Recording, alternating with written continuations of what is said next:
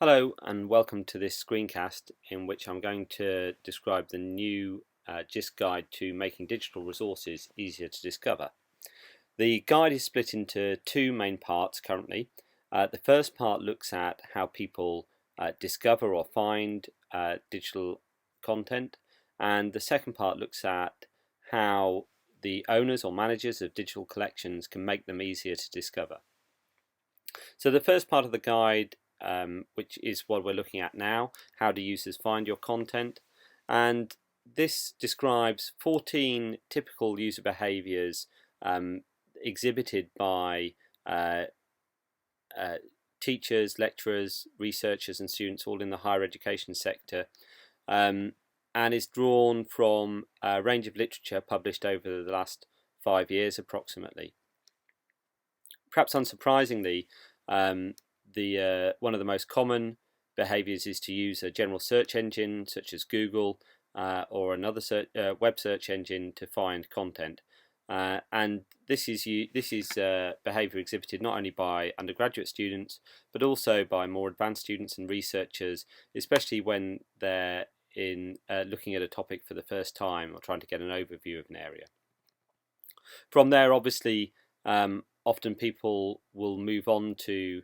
general resources from Google results pages, and using general web services such as Wikipedia, YouTube, Flickr and other well-known services is again a very common behavior for many.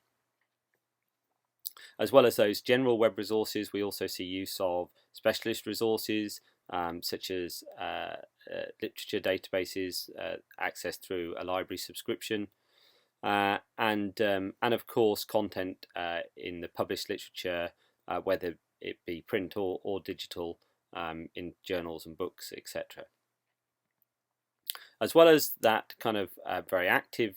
searching behavior, we also see that there are several behaviors here that are based on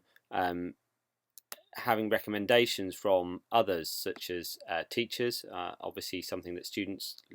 look for a lot is recommendations from teachers to guide them towards suitable resources for their learning, and also at all levels for people identifying experts in a field and following them and their publications, either in that traditional form of reading their publications, or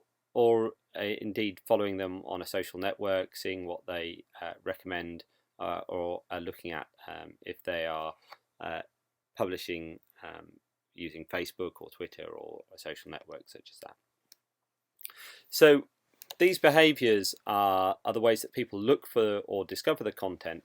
and what we have tried to do is, in the second part of the guide, is to link those to things that you can do to improve the discoverability of digital collections. So if I move over to this main part of the guide, which is about improving the discovery of your digital resources, and this guide is broken up into 9 sections, and each section has a kind of overarching theme, and then within that has a number of hints or tips, things that you can do to improve the discoverability of your digital resources. So to take an example, we can look at the first one, making Google work for you, and indeed this section covers making Google and other search engines index and present your resources in the most effective way. So each section of the guide, each kind of area has an introduction which describes what it's about and links back to both discovery behaviors, as we've just seen described on the previous page, and in this case, of course, this links to that discovery behavior of using general search engines, using general web resources, and also points to potential strategic outcomes that might be more meaningful to the institution. In this case, for instance, the enhancement of the institutional reputation through the presentation of the digital assets online.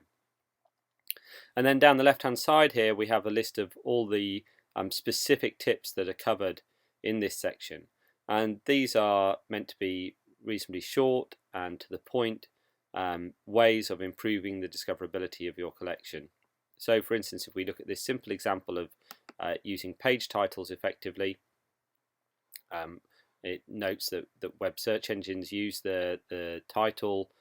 tag in web page, and getting it right is therefore affects how that displays in the search engine results and how it's indexed by the search engines. And with each tip,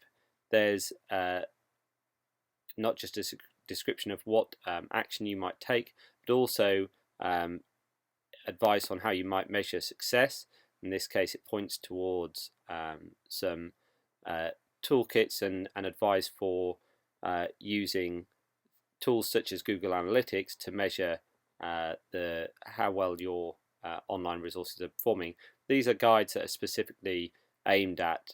digital collections in the scholarly realm, as opposed to just general website analytics. And then we also have links to more information which point to the kinds of skills and knowledge that might be required to implement the tip, as well as links to external resources that might give you more information. And so each of the tips has that same format. And just to take another example, we have another area here, making your collection available for learning and teaching. And once again, that has the same kind of structure, an introduction and link to the discovery behaviours, in this case the recommendation from teachers to students, and then a number of tips about how you can make it possible for teachers to include items from your digital collections in their teaching most effectively or most easily. And to just look at another example here,